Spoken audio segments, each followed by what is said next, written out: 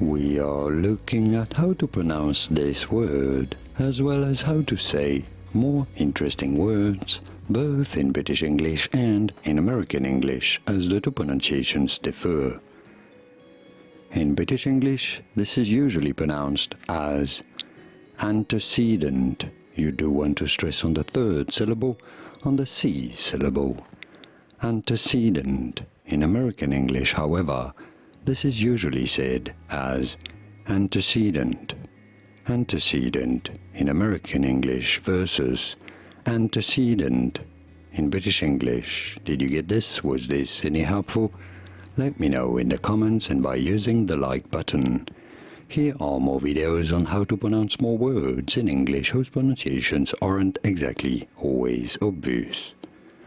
I'll see you there to learn more.